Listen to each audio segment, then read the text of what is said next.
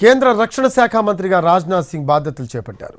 ప్రధాని మోడీ రెండో క్యాబినెట్లోనూ రక్షణ మంత్రిగా బాధ్యతలు నిర్వహించిన రాజ్నాథ్ సింగ్కు ఈ క్యాబినెట్లోనూ అదే శాఖ కేటాయించారు. దీంతో ఆయన ఈరోజు రక్షణ శాఖ మంత్రిత్వ కార్యాలయంలో బాధ్యతలు చేపట్టారు. ఆ తర్వాత త్రివిధ దళాధిపతులతో కలిసి 100 రోజుల ప్రణాళికపై సమీక్ష జరిపారు.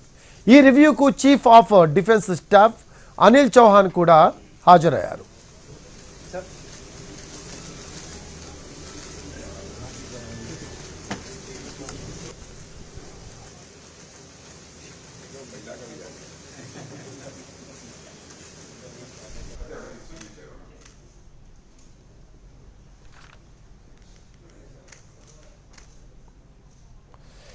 కేంద్ర రక్షణ మంత్రి రాజ్నాథ్ సింగ్ బాధ్యతలు చేపట్టారు.